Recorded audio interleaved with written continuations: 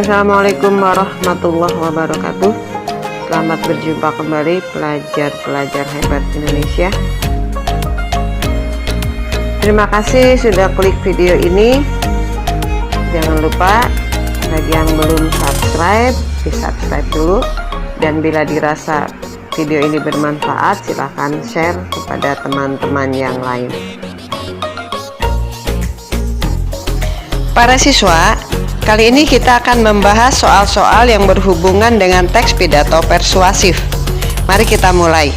Seperti pembahasan-pembahasan sebelumnya, untuk soal pilihan ganda, kalian bisa langsung baca pertanyaannya. Pembendaan atau nominalisasi pada teks di atas terdapat pada kata. Selanjutnya baru kita baca teks dalam kotak. Sekolah kita akan melaksanakan kegiatan penyuluhan dengan tema kenakalan remaja. Pelaksanaan penyuluhan ini bekerja sama dengan pihak kepolisian. Pada kalimat pertama ada kata melaksanakan, itu adalah kata kerja. Kemudian pada kalimat kedua, kata melaksanakan diubah menjadi pelaksanaan.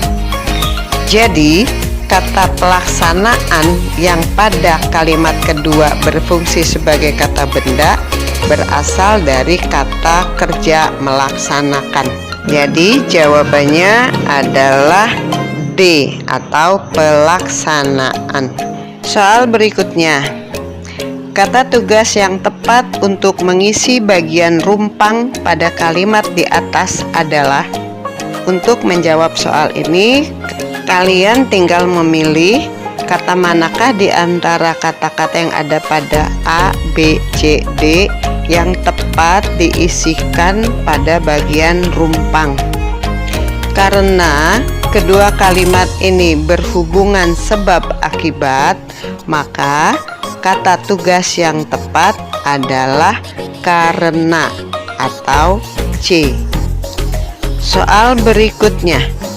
Isi teks pidato di atas merupakan bagian.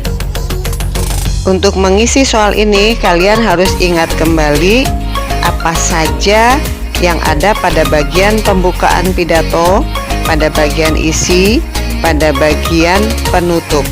Selanjutnya mari kita lihat apa yang disampaikan pada teks ini.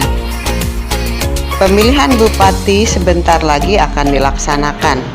Sebagai warga yang baik, kita harus menggunakan hak pilih kita secara bijaksana.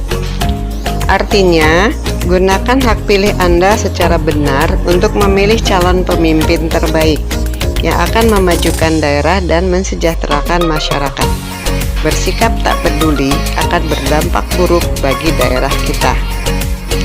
Bila kita cermati, isi dari teks ini merupakan bagian inti dari sebuah teks pidato.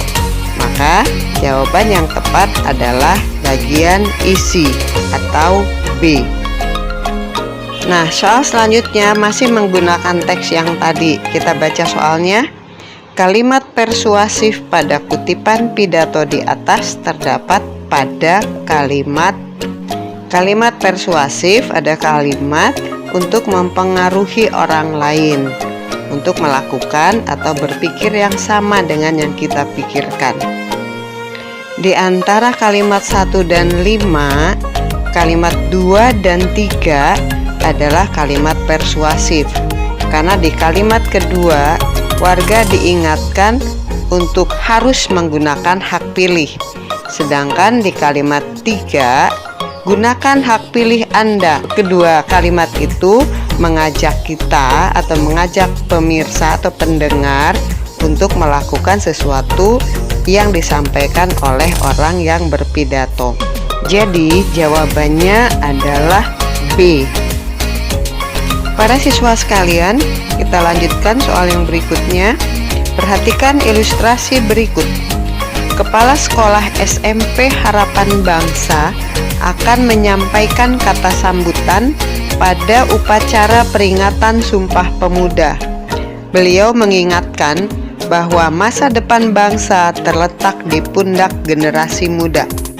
Jadi, pada sambutannya, Bapak Sekolah akan membicarakan tentang masa depan bangsa terletak di pundak generasi muda. Artinya, pembukaannya pun harus menyinggung hal itu. Pembukaan yang sesuai dengan isi pidato yang akan disampaikan Bapak Kepala Sekolah adalah pilihan A, yaitu kalian harus rajin belajar agar bisa melanjutkan estafet kepemimpinan bangsa.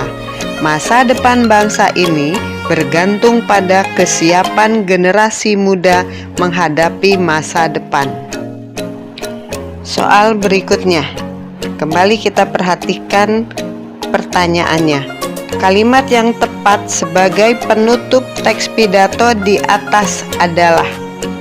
Nah, kalian tahu bahwa bagian penutup pidato biasanya berisi harapan-harapan yang sesuai dengan isi pidato sebelumnya. Nah, mari kita lihat isi pidato. Anak-anak yang Bapak cintai, melalui kegiatan ekstrakurikuler pramuka, kalian akan belajar banyak tentang kecakapan hidup, termasuk di dalamnya membiasakan hidup disiplin, bertanggung jawab, bekerja keras, dan karakter-karakter positif lainnya. Jawaban yang berisi harapan-harapan yang sesuai dengan isi pidato, yaitu jawaban D. Demikian yang dapat Bapak sampaikan. Semoga para siswa semakin aktif berlatih pramuka dan memajukan ekstrakurikuler pramuka sekolah kita. Soal berikutnya, yang merupakan kalimat pasif adalah, kita tinggal mencari saja di antara kalimat 1, 2, 3, 4 yang merupakan kalimat pasif. Yang membedakan kalimat aktif dan pasif adalah kata kerjanya. Kalau kata kerjanya kata kerja aktif, biasanya ditandai dengan awalan me, maka akan membentuk kalimat aktif. Kalimat aktif pun bisa ditandai dengan posisi subjek yang ada di depan dan objek yang ada di bagian akhir. Sedangkan kalimat pasif, kata kerjanya biasanya diberi awalan di dan posisi subjek berpindah ke belakang dan objek ada di bagian awal. Jadi, untuk soal ini jawabannya adalah nomor 4 atau D. Kita lanjutkan soal berikutnya. Berdasarkan ada tidaknya objek pada kalimat di atas, maka kalimat di atas tergolong. Nah, sekarang kita perhatikan lagi kalimat dalam kotak. Generasi masa depan akan menghadapi tantangan hidup yang lebih berat. Kita coba menganalisis kalimat tersebut. Generasi masa depan itu merupakan subjek, menghadapi predikat, tantangan hidup yang lebih berat sebagai objek. Kalimat aktif transitif adalah kalimat aktif yang membutuhkan objek. Sedangkan kalimat aktif intransitif adalah kalimat aktif yang tidak membutuhkan objek. Contohnya, adik menangis, kucing berlari. Karena kalimat di atas merupakan kalimat aktif yang memiliki objek, maka kalimat ini termasuk kepada kalimat aktif transitif. Soal berikutnya, urutan penyajian pidato yang tepat. Nah, kita lihat di bagian kotak. Nomor 1 salam penutup, 2 isi pidato, 3 pembuka, 4 penutup, 5 salam pembuka. Kita tahu bahwa urutan pidato dimulai dari salam pembuka, kemudian pembuka, kemudian isi pidato, penutup, dan salam penutup. Jadi urutan yang benar adalah 5, 3, 2, 4, dan 1 atau C. Kalimat yang menggunakan kosakata bidang ilmu atau istilah adalah kosakata bidang ilmu, dikenal juga dengan istilah kata-kata teknis. Mari kita perhatikan kalimat-kalimat dalam kotak. Kalimat 1. Hingga saat ini masalah sampah di lingkungan kita belum juga teratasi. Kalimat kedua, sampah yang berserakan di mana-mana merusak keindahan kota. Kalimat ketiga, langkah awal mengelola sampah dengan memisahkan sampah organik dan anorganik. Kalimat keempat, kepedulian warga masyarakat sangat diharapkan. Nah, kata yang menggunakan kata teknik bidang ilmu tertentu adalah kalimat ketiga, karena di sana ada istilah organik dan anorganik. Soal terakhir pada video kali ini. Isi kutipan teks pidato di atas adalah, untuk menjawab soal ini kita harus pahami dulu isi pidato. Mari kita baca. Bapak dan Ibu yang saya hormati, apotek hidup adalah tumbuh-tumbuhan yang berkhasiat obat yang ditanam di halaman rumah.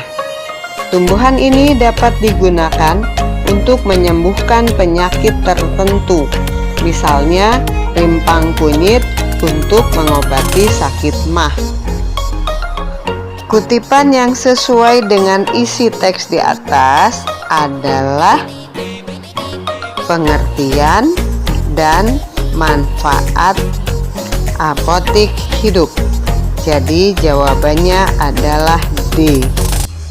Para siswa sekalian, itulah tadi pembahasan contoh-contoh soal PAS untuk semester ganjil ini berkaitan dengan materi teks pidato persuasif. Semoga kalian memahaminya dan bisa sukses dalam PAS nanti. Sampai jumpa di pembahasan materi yang lain. Wassalamualaikum warahmatullahi wabarakatuh.